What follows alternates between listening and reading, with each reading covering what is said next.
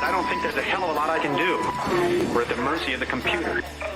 I got some magic happening. We're bouncing off Russian and French satellites. It may have a faint signal. How exactly are you going to negotiate that? What magic wand do you have? And usually the answer is he doesn't have an answer. That's a cock and bull story if I ever heard one. How hard it is to admit the truth. Take him to the little room. Remember he said you can't have manufacturing jobs in this country? You need a magic wand. Remember the famous? Well, I guess we found the magic wand. If you watch Fox News, you are living on a different planet. What is your major malfunction, numbnut? I'm trying to think, but nothing happens. Quiet, numbskull. I'm broadcasting. Welcome, ladies and gentlemen. Oh, that's so good. Another show. This is episode 18 for those of you who are tracking us. Those of you in China and on Facebook, both are against freedom of speech, by the way. Those of you who are tracking it, this is episode 18 of season 2. We are once again bringing truth and journalistic ethic to the masses. Ladies and gentlemen, my name is Jim the Teacher.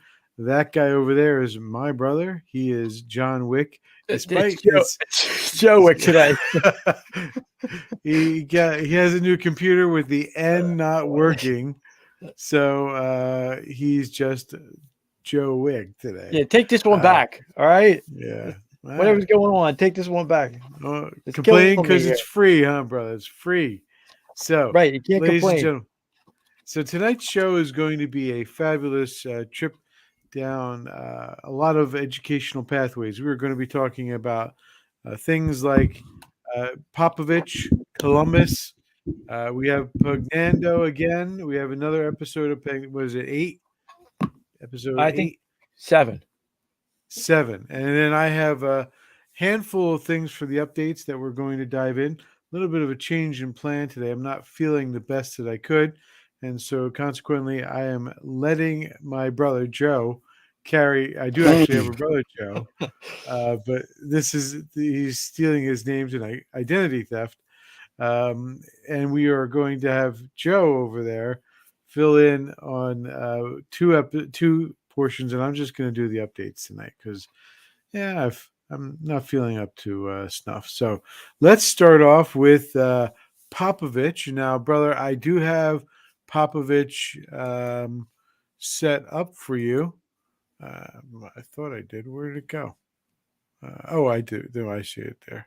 I see it over there. Popovich. Yes. Here we go. Popovich. You want to watch the whole thing? Is there something? No, just the part where he racistly calls equates Italians and particularly Mussolini with Nazis. It made me think a little bit beyond. I think the proclamation was obviously appropriate, important, needed, and all those sorts of things. But I'm a little confused about our city. I didn't know you wanted that part. Why it's indigenous. You probably got the. Yeah, there you go. Wait, there you go. Indigenous Day. Here's getting to it. I mean, he initiated a New World genocide. That's what he did. And beginning with him and what he set in motion and what followed meant the annihilation of every indigenous person. You know, it's like saying we should be proud of Hitler because we're German. I mean, it makes no sense. It's about Columbus. It's not about Italian Americans. And so there are a lot of states that have come out and scratched the Columbus Day and made it Indigenous Peoples Day. But in our city, are we that backward that we have school districts that do that? I'm amazed, just amazed. He's also an idiot. That's enough. All right. Now this fool, and I don't mind calling him a fool because, that's what he is. Usually the left, the cultists on the left, they got some religion. They got the Marx religion. That's the Marx cult. They got the global warming cult. They got the Right. Democratic government cult. They got the baby killer cult. Then there's of course the government cult. I called it the government cult, but I was corrected by the real brother of liberty, Brother Joseph. We called it the bureaucrat cult. That's a good way too. But this guy is just a bit progressive. Now there's another thing, another group we can call of these quote progressives that jump on the bandwagon for this progressive nonsense. And you know our rule: the bigger the progressive, the bigger the pervert, right? The bigger the progressive Clinton, the bigger the pervert. He just got out of the hospital. It allows him to rape, to sexually abuse people, and so forth. Harvey Weinstein. The Clinton. Look all all the people, all the women he was abusing. Hillary Clinton. Now she might not have been abusing any women. But the bigger the progressive, the bigger the pervert. Look at the millions and millions and billions that she stole, selling out the State Department. So that's our rule. So what's this creep's angle? Well, I was thinking of things, and one of the things that they always call us is like white nationalists. And like, what's that mean? Because we're white, right? And we're nationalists because we believe in America. America is the anti-nation. Okay, it's the only nation in the world where anybody can come in. Maybe you can say Jamaica, but anybody can come in, or maybe you can say also Brazil. Maybe a few others, but it's the premier of all those nations. Where anybody can come in and become a American. There is no ethnic group. There is no creed. There is no particular other than your willing love for freedom for you to become an American. So it's the anti-nation. It's the anti-nationalism of anything. But they call us this white nationalism. I'm thinking like, what do we should call them back? Because they just want to start the name calling. What should we call them back? I'm thinking, you know what? White narcissists. That would be a good start. So they call us white nationalists. We'll just call them what they are, white narcissists. Or for like this guy, rich, spoiled white boy, because that's what he is. He's just a rich, spoiled white boy. I'm going to get to him about what he's covering up in a second. But I wanted to go on while we're talking about this white nationalism. Is why do they call us this white nationalists? Well, they want to try and slander us with the Nazis again, right? Because that's then you're the National Socialists. Now let's go back in time to actually what happened. Well, that moron Marx, that fool who we keep hearing about what a genius he was economically when he wasn't, because he wouldn't take a bath, and that's why he was covered in boils, including on his pee-pee, and he was too stupid to figure out that the reason why he was covered in boils is because he refused to take a bath. But again, we're told again and again how he's an economic genius. Well, he predicted that because of his economic nonsense, that the world worker classes would rise up and cause these revolutions in all these countries. And it never happened. The workers in England went off and fought in World War I. The workers in Germany went off and fought in World War I for Germany. The workers in Russia went off and fought in World War I for Russia. The workers in Italy went off and fought for Italy. It never happened. So they had to revamp the communist/socialism stupidity. And so what they did was a good old El Duce, the Italian, said, I know what I'll do is I'll make it socialism, but for nations. And then he developed his own little fascistic version of it. But of course, communism, socialism was always going to be authoritarian and a dictatorship. It was always the lie that some idiot Politburo or some bunch of morons who were so much smarter than everybody else was going to take all power and then dole it out, make everything a dopey utopian society, and then give back power. Never going to happen,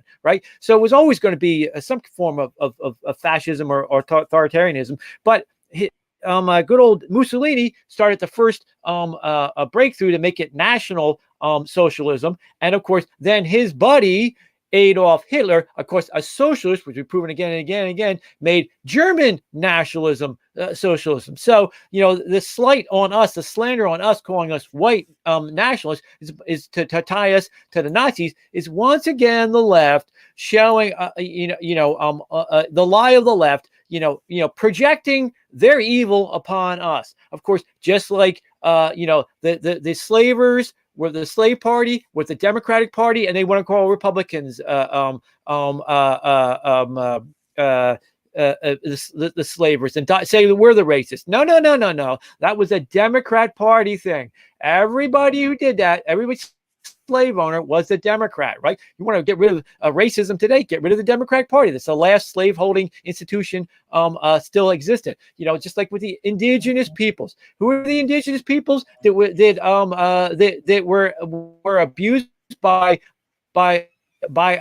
America? Will have to be good old Andrew Jackson, the Tale of Tears, who was, of course, wiped out 4,000 Indians, you know, as they had to relocate because he was kicking them off their lands. Also took their black slaves because the Indians had slaves. Don't want to bring up that little inconvenient historical fact, but that's what happened. But who was that? What was Andrew Jackson? That was the Democrat Party again. So who was doing all this evil? It was the Democrat Party, the so-called progressives. Who reintegrated the military? Who was the biggest? Who revived the KKK? Who had that movie played?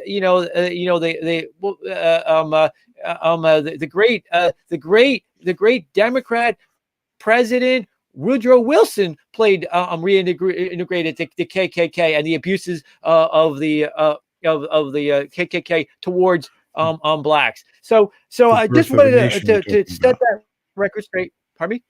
You said the birth, like the movie was The Birth of a Nation. Birth of Nations. There you go. Thanks. I lost it there. So today's object, of course, is while we're going to do it, is this slander against the Italians, against the greatest Italian there's ever been, the greatest man in the last 2,000 years, good old Christopher Columbus. So we're going to do a little bit more reading from Christopher Columbus, setting the record straight, because he makes the charge that it was Columbus that started the wiping out of and the slave taking. And I just wanted to, while I take the chance, to read just a little bit of Columbus from his own words, instead of the lies that we hear from the left and the fake history. In it, for example, starts where he starts the slave trade. Now, this is from his second voyage. He wrote a memo to the king, an actual memorandum to the king, and in it he points out, his run-in with the Caribbees, when he ran into a bunch of islands that were inhabited by the Caribbees, where we get the name cannibal, and the reason why he took these particular people as slaves. Last time we talked about them, the doctor, we heard from the doctor who was on this voyage, the fleet physician who was on this, and they would find things like a human being's neck being cooked. Well, here's his rationale for taking slaves. He goes, but as amongst all these islands, those inhabited by the cannibals are the largest and the most populous. I have thought it expedient to send to Spain men and women from the islands which they inhabit, in the hopes that they may one day be led to abandon their barbarous custom of eating their fellow creatures. By learning the Spanish language in Spain, they will much earlier receive baptism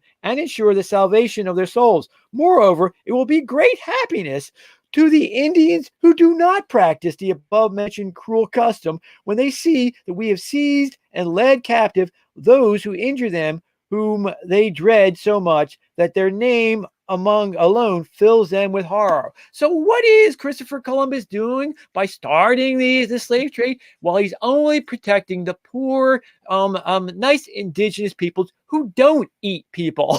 Right?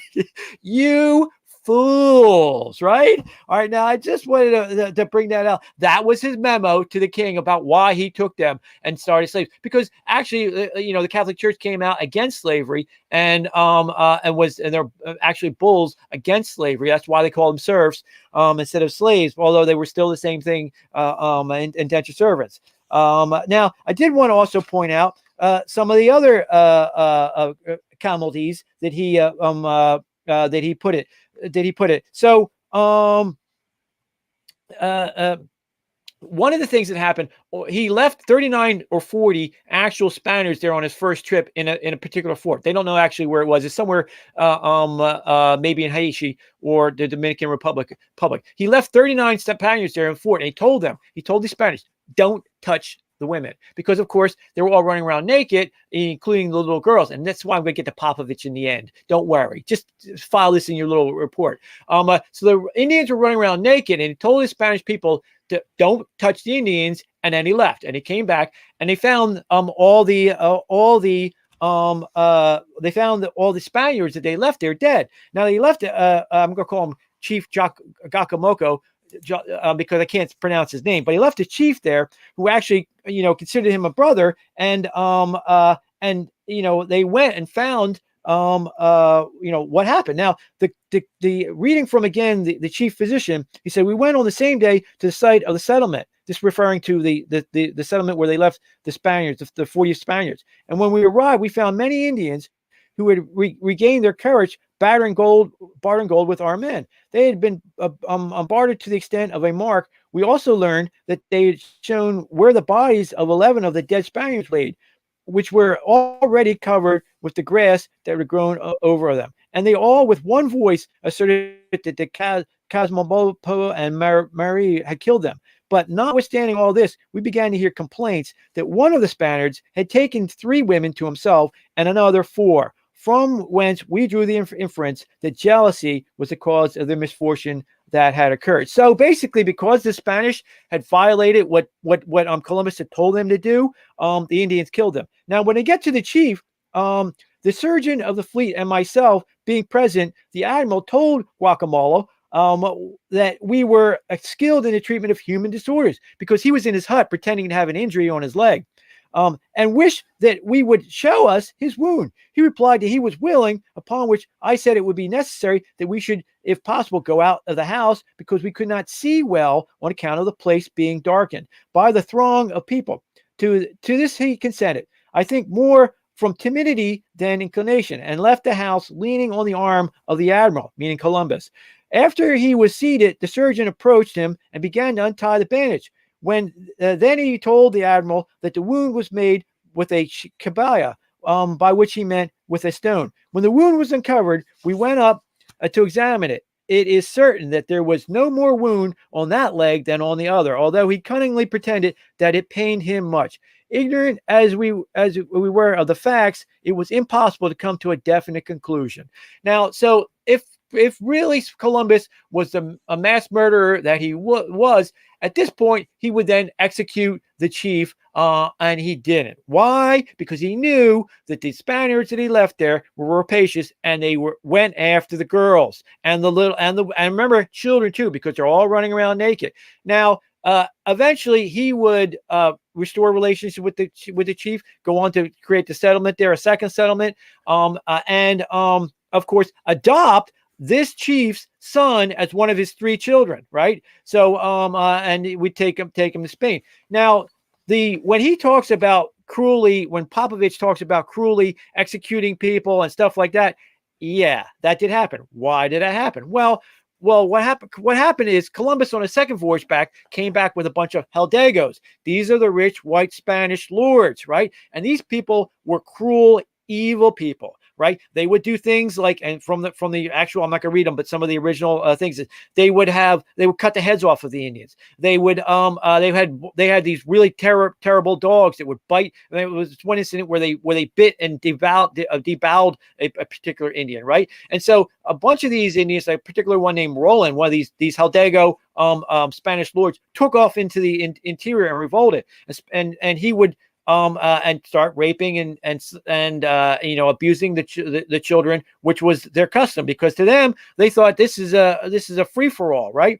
Columbus, as a bad governor, eventually hung 2 of these idiots, and that's what Bobadillo, this another hidalgo who was sent by the crown, saw when he came into port, and that's why he arrested him, put Columbus in chains. And well, that's the reason. The real reason why is because they're never going to trust Columbus, because he was a foreigner and he was Italian, and he was, of course, a commoner, right? And from that, you get both the idea that Columbus somehow started the genocide that was committed against the Indians, and was cruel, cutting off arms and executing. No, he was not. He only did that when they harmed the poor innocent Indians. His whole goal was to protect the innocent Indians, so he could baptize them, Christianize them, and bring them into the communion of Christianity. Who did he enslave? The idiot Caribbeans who were eating people. Who did he execute? The bad hidalgos, right? Now, to be fair to the poor Cortez type and Hidalgos, when they would go over to find the Mexicali Empire and the also called the Aztec Empire, and they would see mounds and mounds of these dead bones. What the Mexicali Empire and the Aztecs were doing, where they were brutally conquering the other Indians who weren't as brutal as they were taking them and feeding them into this sacrifice machine, ripping out their hearts, wearing their skin, and doing all this horrific torturing stuff.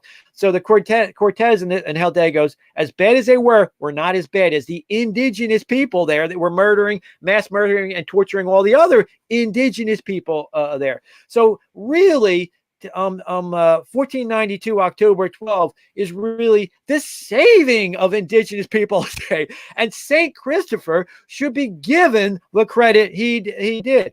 Now, only a progressive pervert like Popovich and his types would come up and try and turn it over. Why? Why is it? It's just like Bill Gates saying that, Epstein was an interesting person. Why is Epstein an interesting person? He is a pedophile who blackmails other pedophiles. What's so interesting about a pedophile who blackmails other pedophiles?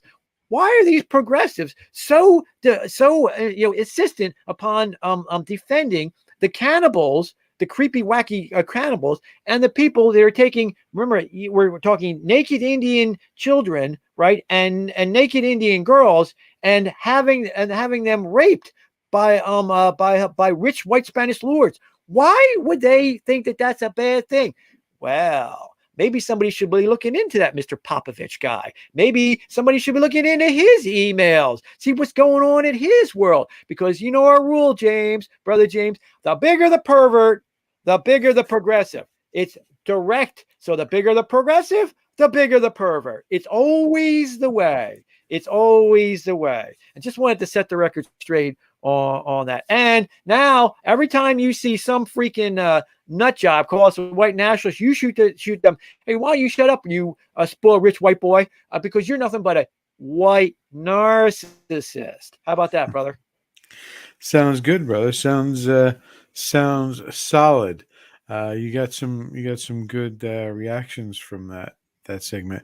And a lot of people out there don't realize the importance of Columbus either. They like to lay down and just say, kind of minimize his risk and say everyone knew the world was round and that the Greeks knew it. And they like to, talk about how anybody could have done it. But if anybody could have done it, why didn't they? Why hadn't they done it? It's not like the need to get to India was these countries, Spain, Portugal, they all wanted to get to India. France, they all wanted to get to India. They all wanted to take over the spice trade from the Venetians. They all wanted a piece of the pie. Amsterdam, the Netherlands, they all wanted it. Yet none of them did it before 1492. And it took the Spanish to send Columbus. And so we look at that and we have to say this is a major accomplishment. He went further west than anybody. I mean, I know that there was people who the Vikings, Leif Erikson, they were doing it, but Leif Erikson went and he went through Iceland and then he went over to Nova Scotia. Columbus, he stopped at Canaries and then he went straight over. And so this is a big risk that he took. He took a major risk. No one had done it before. The Vikings knew it could be done. Minus that first one who was gone, they all knew it could be done. So we very easily just tossed that away. And it's a pretty big risk that he took in the first place. And we like to minimize that, but we shouldn't. We should look at that as for what it is. And I got to say, the other big side of that is because he went, the entire Western world, the Western Hemisphere was settled by Europeans, bringing European Western civilization to those continents, and thus seeding what would be the United States of America. I mean, it's like phenomenal that people want to downgrade Columbus when without Columbus they wouldn't be here on this. I lost you, brother. Wouldn't be there on this continent. There you are. You're back. So I mean, I think it's like very easy to toss it aside, but the reality is he is completely a necessary part of our society. And I'll mention this because one of the other things that you didn't mention is they like to throw the I'm still there. genocide Can you thing. hear Oh, me? yeah, I can hear you. They like to throw the genocide thing on there, like, oh, he's responsible for the genocide. You know what? I got bad news for you. If you really want to blame somebody for the genocide, first, who are you blaming for COVID? Second, I want to throw out there the Chinese were the ones who are ultimately responsible for that, because the diseases that we brought to the New World came from China. So if you still there, brother, or did I lose you again? Yeah, they came from China through the Silk Route, and people just want to ignore that stuff. But the Europe already suffered through the smallpox, already suffered through the Black Plague. We lost it. We lost all I these lost people. you for a bit, but That's right. But I was just referencing how all these diseases came from China, and they want to ignore that.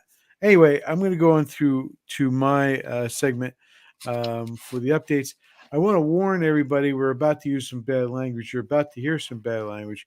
Brother, I don't know if you realize this or not, but we have in Italy, the Italians have done it again, brother. The Italians have done it again. It's like an Italian night, let me tell you. The Italians have done it again. Viva Italy. Viva Italia. Or it could be just the simple fact that a bunch of Americans or Trumpists, a bunch of Trumpers went over to Italy and decided to do this. So it must be an evil right-wing plot, conspiracy, or the Italians have gotten the message too. So here's the message, brother. That's the American embassy. Fuck Joe Biden! Fuck Joe Biden! Fuck Joe Biden!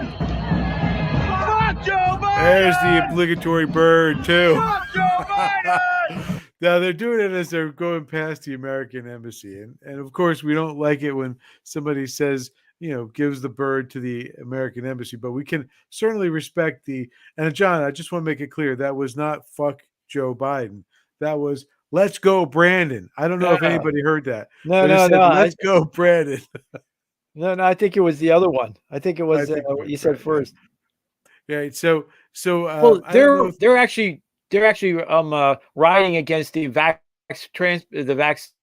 passports that are requiring in Italy, and I think in France too. It's a big movement, and like in New York City almost, wherever they're trying to do it. So the Italians are leading the way again. Yeah, the Italians are. It's a big, because they're also expressing their feeling towards Biden because of his vaccine mandate. So John, I guess they didn't vote for him either. Yeah, well, you never know. They might have. Yeah, they probably. So I was doing some research on one of the shows or the events tonight. I was going to talk about in a minute. I'll get to it, but I was talking about protesters. So I decided to protesters breaking into U.S. governmental buildings. Now the top stories on all of these. This is the Google story. Of course, all refer back to January 6th. Now, please keep in mind the generic model or generic set of questions. Google search. Protesters breaking into U.S. governmental buildings. So I said, let's try without U.S. for a second. And I want to point out that then they have the Armenian government building, armed protesters storm Oregon Capitol. Thousands of protesters are broken into U.S. government again, January 6th, except for the Armenian thing and the Oregon thing. It's pretty much standard fare for the left. This is what they talk about, right? It's all about January 6th. Meanwhile, just this last week, I don't know if you're familiar with this, brother, but the People vs. Fossil Fuels group have been protesting up and down the streets in Washington, D.C., and this is the inside the interior building. I'll put it up to a big screen for you. Protesters, brother, who are sitting inside the building. They didn't get in there because they were invited, by the way. Did anybody shoot them? No, I'll get to that. So the other side of it is here's the same group trying to get in right here. Let me put this up. All right. So you can see them pushing through, brother. Do they look like Wow. they're pushing through? This is just last week. This is just last week. Right? It's like an insurrection or something, James. It's like an insurrection, yes. Yes, that's oh my God, exactly it's what a it looks like. capital? It's Yeah, the worst right? thing democracy's ever seen. Yeah, right. So now I want to switch. Now people are walking away. There's a problem. You know why people are walking away, brother? Because they're not using guns against them. What they're using is tasers, brother. Ah. They're not using guns. They're using tasers against the protesters. Isn't that something? Isn't that something, huh? So I want to just point out the hypocrisy. I wonder if there will be a commission to talk about the people versus fossil fuels, and what the consequence of that's going to be, because these people are, breaking, pushing. They sent a couple of the guards, the cops there to the hospital. They did all kinds of destruction of property, and I'm sure they're not going to face any consequences for this whatsoever. Right? I wonder if that craphead Liz Cheney was doing the committee at that time. I don't know. Maybe. It's completely possible with these people, brother. It's completely possible. So the next side of this is I wanted to mention about how if you notice these four, and we did, this last week I did a thing on Governor Murphy and Jack Ciattarelli in the debate, and I talked about how I did several things on them where I mentioned about the different questions and answers that were being answered by Jack, and I did a breakdown of it. But Murphy's there. He's one of the four governors, and what they're going to try to do is they're going to try and keep track of all the purchases within the area. I don't know if you're familiar with this brother, but apparently the federal government doesn't do this.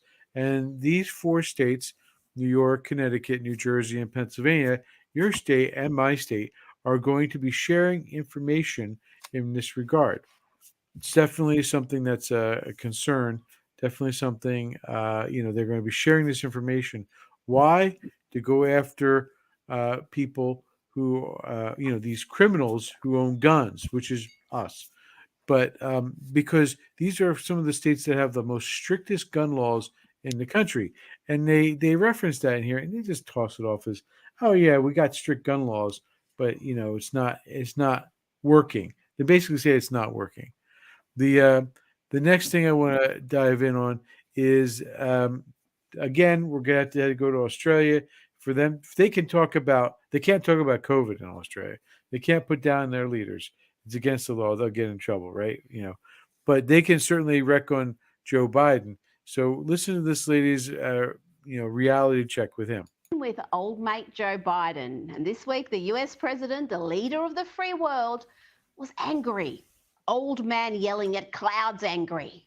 Democracies in the world today than we did 15 years ago. Fewer, not more, fewer. There's that dementia again. Yeah. Okay, Joe, just calm down. I think we'd all feel better if the dude with the nuclear codes wasn't prone to wild and bouts of anger. So it was almost a relief to see incoherent Whispering Joe make an appearance. Keep people employed. I mean that sincerely. But pay your fair share. What is going on with this guy? Brutal. Let's go back to angry Joe yelling at clouds. I wanted them to see the ability of the human mind to rationalize cannot be underestimated. Yes, he's completely fine, folks. 81 million votes, cognitively sound and up to the job. Again, you gotta hand it to the Australians, right? Oh, brutal. Yeah. Anyway, that's the best news I've seen all my piece here. I'm gonna pass it off to you, brother. Can you, if you can, I can't hear you, but you can hear me. So if you don't mind taking it from there, I All appreciate right. it. So we're going to do Pugnando Pro Dio Part 7, which is our connection of the dots to prove scientifically, historically, that the words of Jesus Christ were from God, because no man could come up with these things. And if it was a man's words, it wouldn't have had the out and out effects that they did. So now these words that we're going to use today are what we've talked about before. It's called the freedom gospel. John 15, 15:15. And in it, it's the one where he says, I no longer call you slaves, because a slave does not know the mind of his master. Instead, I call you friends. For everything I learned from the Father, I have made known to you. Now, it's the freedom gospel. And we call that because for the first time in history, people are not slaves. God is telling them that they're not slaves, they're his friends. Now, of course, this was such a radical idea, and maybe I'll have to do a part 2 where we talk a little bit about the history of the translation of that word slave into servant, because it came in through through all our history as servant, because it was too radical of a concept that you were not slaves. That Jesus, God is telling you you're not slaves, and so they use servant instead to kind of hide that fact. And what we know from the Greek, there's only one word for slave. It's doulos, and so it is what it is. It was slave. He says, I do not call you slaves. This, of course, sparked the whole Friends of Jesus, which is the Quakers, and we talked a lot about that in the past, about how the 1600s and the Clarendon Code and the development of the rights of consciousness and your right to religion resulted in the founding of America, the founding of Penn's Wood, Pennsylvania, and would eventually result in the American Revolution. But those words in particular, though, are the connecting the dots. That's the freedom gospel. The idea that he's not calling us slaves, that we're not slaves, that we are now friends of Jesus, is such a radical concept. No human being could come up with it. Now, to be fair, there have been some ideas that were similar to that from Greek and the Romans that I'll get to in a second. But before that, I'm going to take a little step back to Jordan Peterson. Jordan Peterson, made a very brilliant guy, made one of the dumbest things I've ever heard him say, though, is in the defense of hierarchies. He said everybody knows that hierarchies are better. Now, what he's referring to is his little lobster story. So apparently, the limbic system in the human mind is about 750 million years old, and it's the same limbic system that's in lobsters.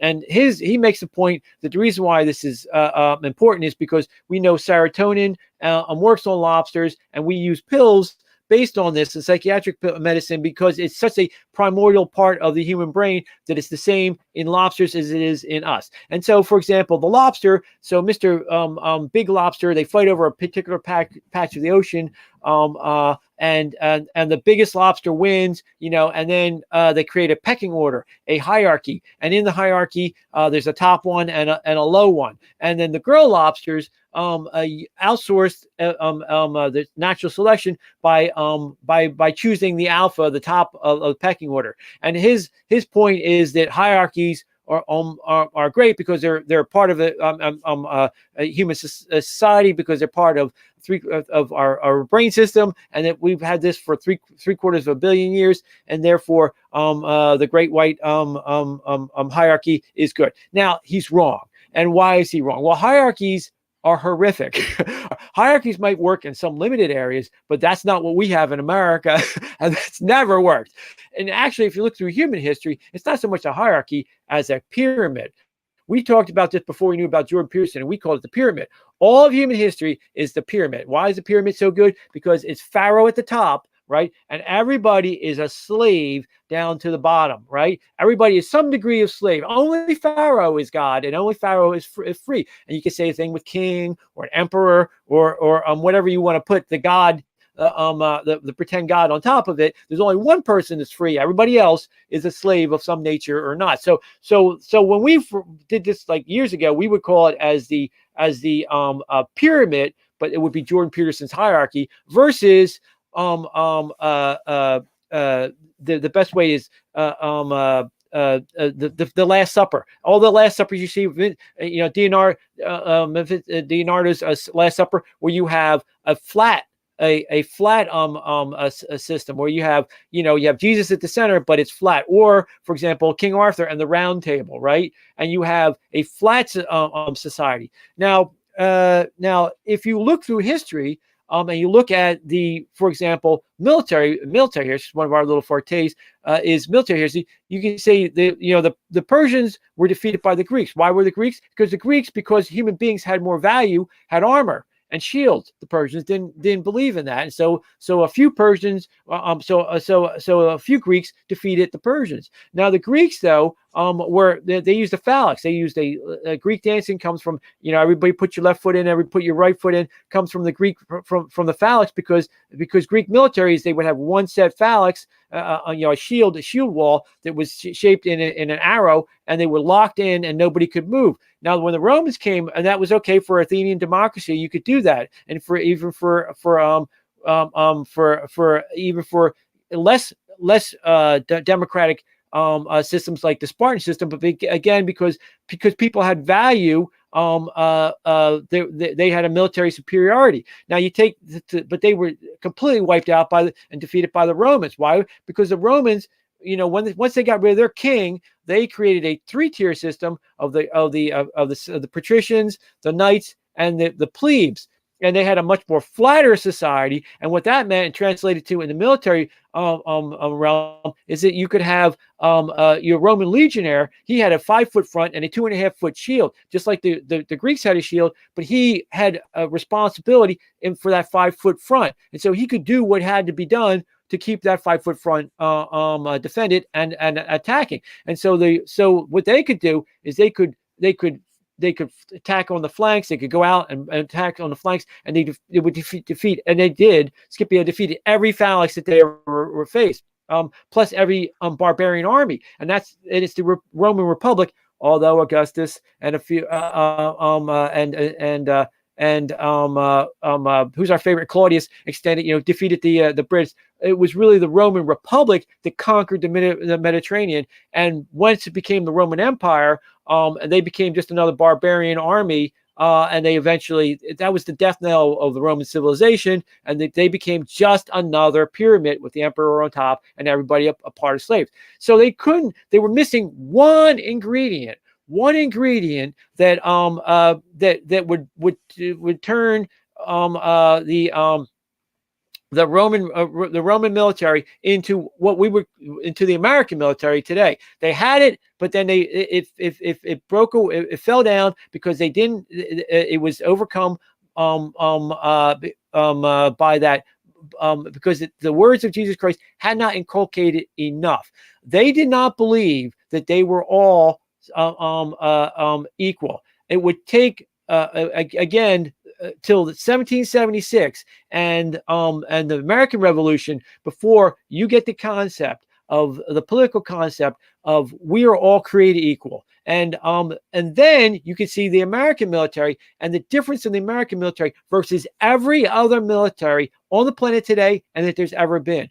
For example, the German military, which is the world's greatest military other than ours, in World War II would push autonomy down to the captain level. But we, in the American military, would push it down to into the individual level. So you would see that they would have you would see it on the transport ships when they were going to take an island. You would see them out, or when they were going to do D-Day. You would see a big sand picture or a big map of all the objectives. And the officers are telling the men all the way down to the lowest private what the objective is. And so the American military, unlike any other military, functions better without officers and even better without sergeants some way, because everybody knows what the objective is. And so when you kill off all the other generals and kill off all the lieutenants and kill off all the majors and the captains and the sergeants and the men still know what to do, and they achieve it. For example, in D-Day, the Brits panicked and dropped their gliders, dropped the 101st and the 82nd Airborne all over the place.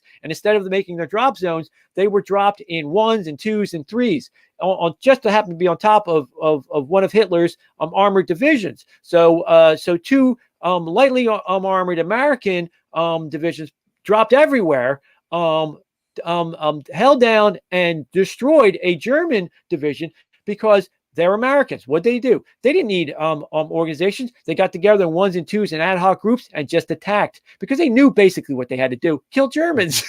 And only the American military can do it. It's no accident, though, that the freer you are, the more powerful you are militarily, right? And so so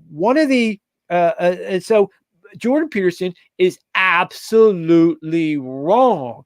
Hierarchies are not good. Flat is better, and there's a reason. One of the things that that woke me up to the idea that so-called intellectuals are a bunch of morons and you should never listen to them was this idiot named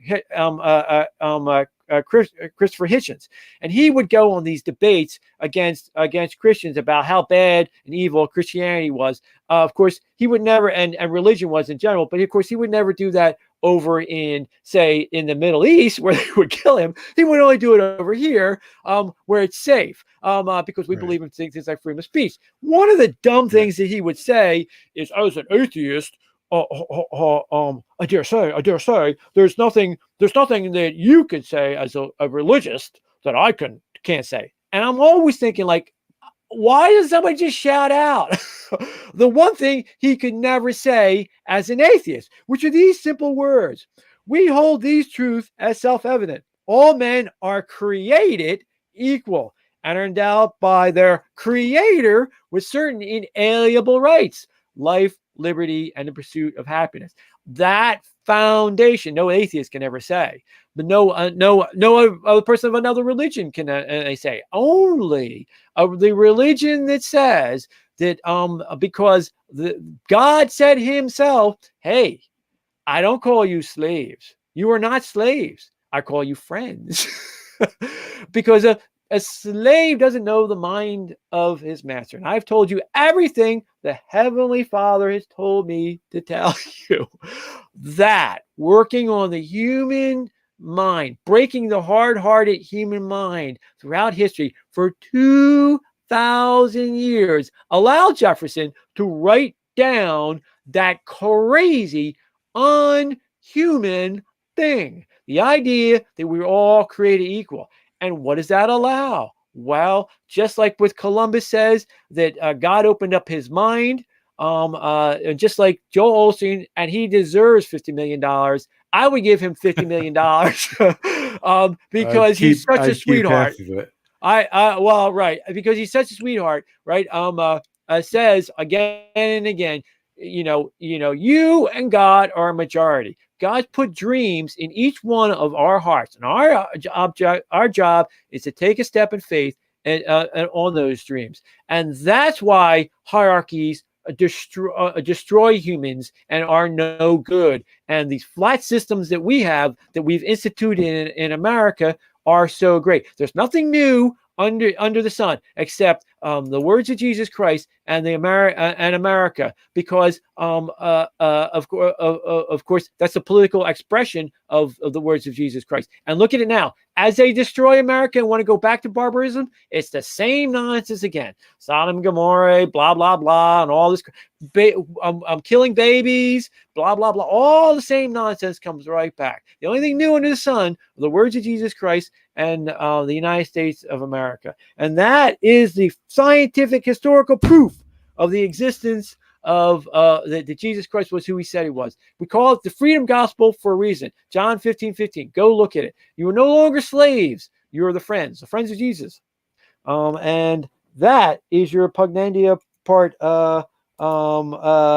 So, brothers of liberty, go be free, because you and God are a majority. Excellent, brother. I do want to go back to one of my updates because I got cut off. I had to cut myself off because of my sound issues.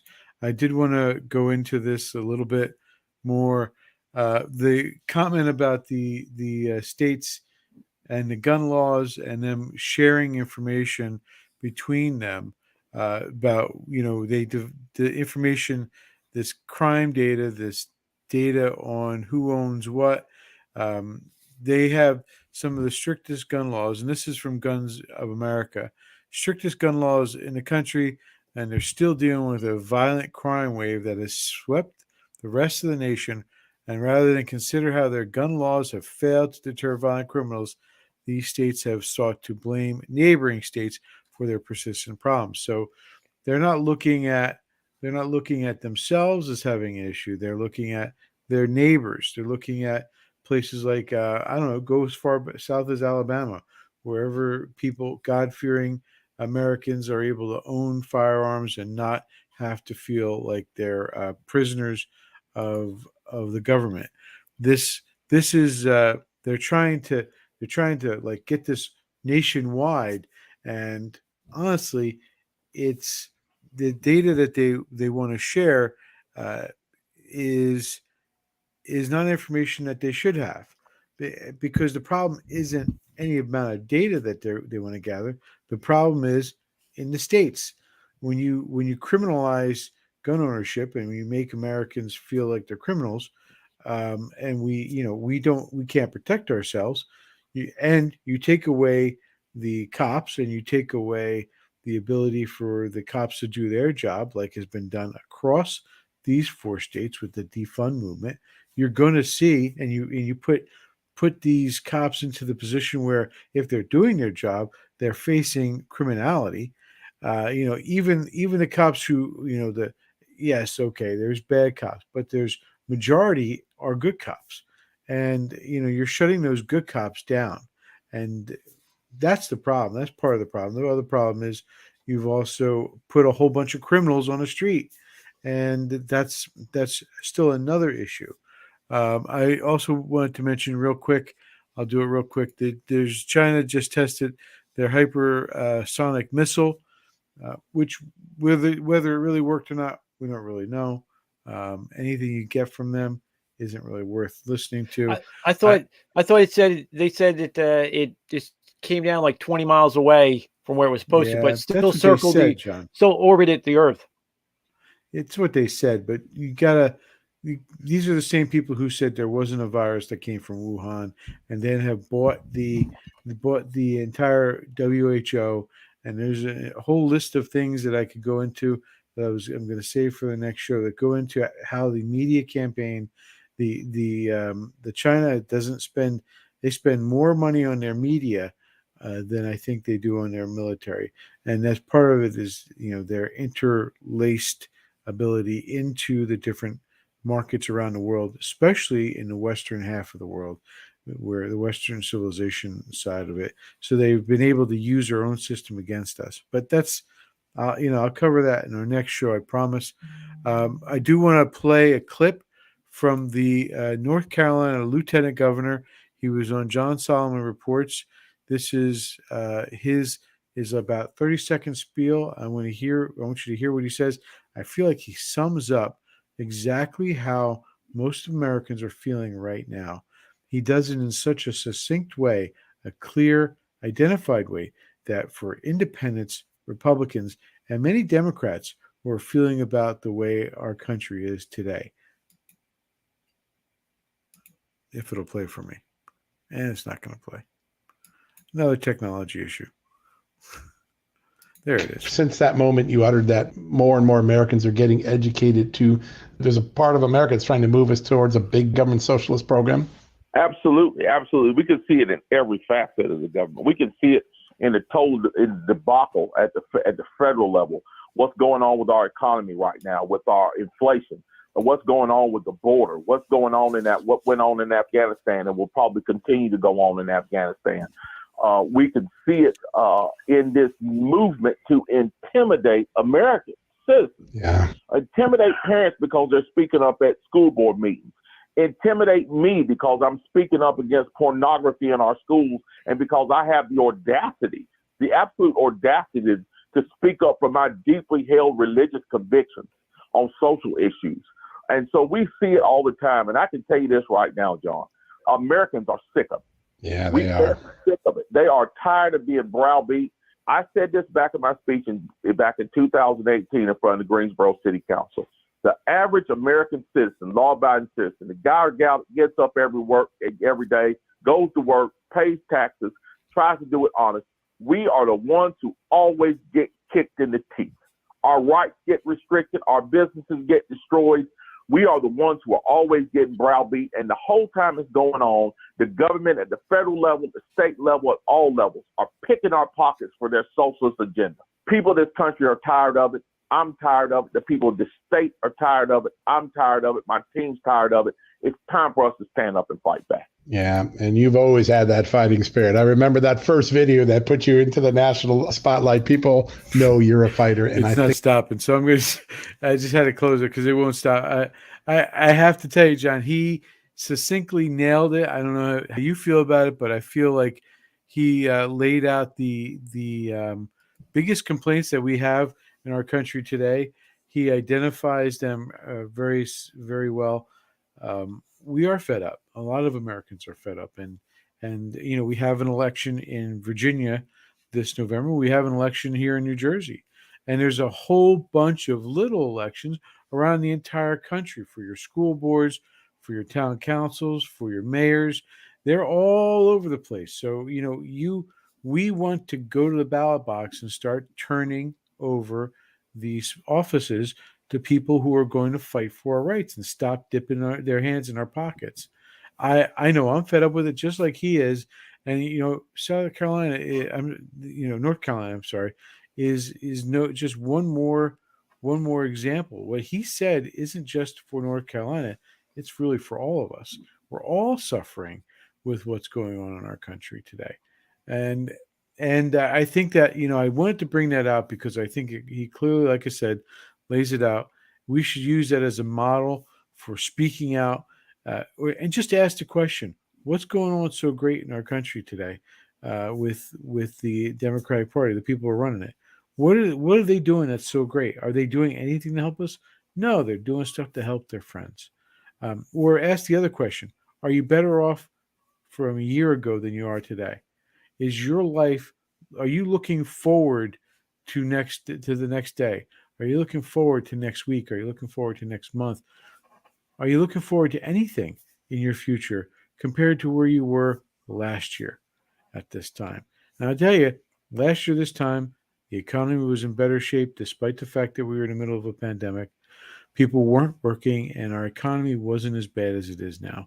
Inflation wasn't out of control. I'll save it also for the next show, but this idea, this supply chain, is not because the ports have to be open 24/7, John.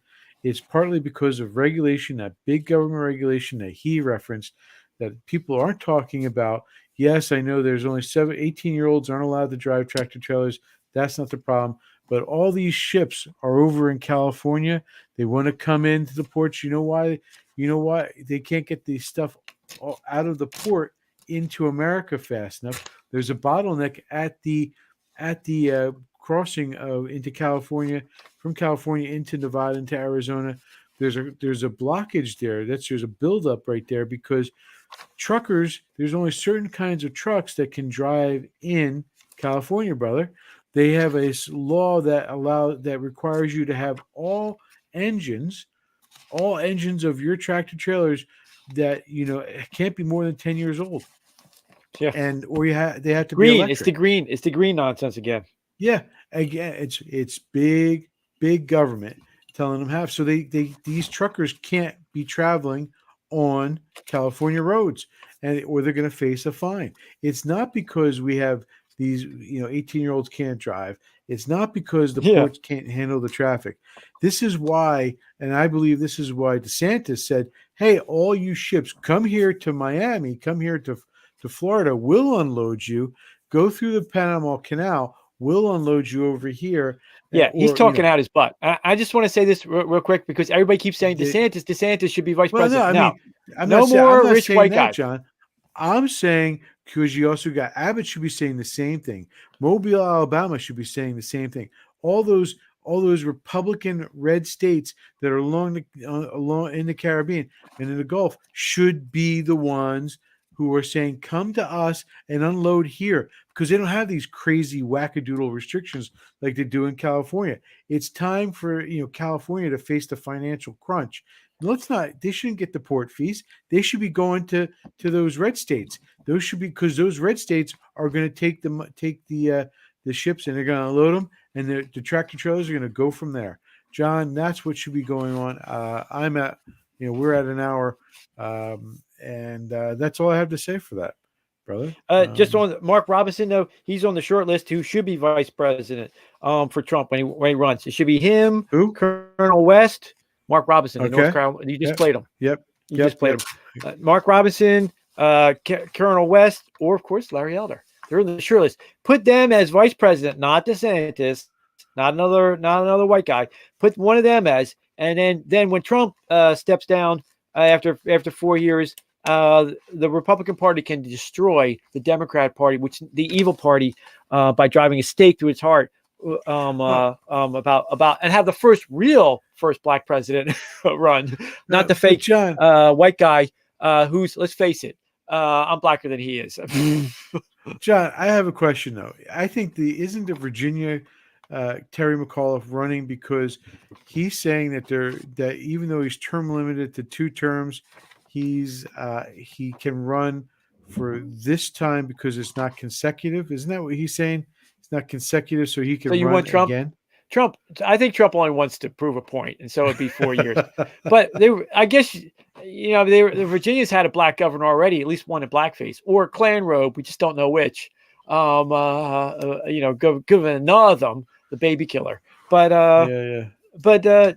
it's time. Enough with the DeSantis talk. It's great. He's doing great. That's all. But he can't president 20 years from now, 30 years from now. Got to destroy the Democratic Party, the evil party first, and do that by putting in the great Colonel West, the great. I think any of the people you mentioned, Eldersky, or Mark Robinson, who they'd all do a great job. I think that's fine. I do think though, it's Trump's to pick at this point. Hopefully he picks somebody he can rely on. Just remember, he couldn't rely on Pence. We're going to be in 5 years of hell, but if it was worth it to not Reagan, the Reagan Revolution was undercut and destroyed by the Bushes, and if it was worth it to get rid of Pence, if we have to go through 5 years of next year, 5 years of hell, it's worth it. So that the Reagan Revolution, the Trump Revolution, isn't destroyed like the Reagan Revolution was destroyed, because that's exactly what would happen with Pence. I called it from the beginning. And he was, he's Rhino. He's got Rhino written all over him. Him and Romney are twins. Ugh. All right. So, ladies and gentlemen, I just want to say thank you for watching. As long as you have, like and subscribe, share this with your friends, get the message out. That's the only way we're going to be able to take back our country. Wednesday, we have the Cycle of Mayhem in plain sight with AJ Hayes. Yeah, awesome. I want to reference that as well. It's going to be at 8:00 or 8:15. I should say, and please feel free to check us out then, and we'll be rebroadcasting both shows later on this week. On that note, it's all good, brother. Because God loves you. Because God loves you. The world will know that free men stood against a tyrant, that few stood against many.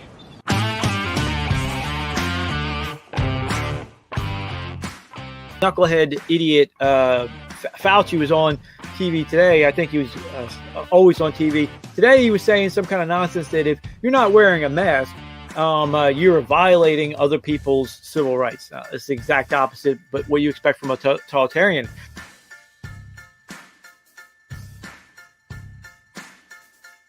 What we have today in China, the authoritarian monstrosity that is trying to take over the world, that wholeheartedly believes that every kernel of dirt on the planet Earth and underneath, and every human being living on the surface and beneath the surface of the Earth is Chinese property, including, John, the moon, the Mars, and all the skies are all Chinese property.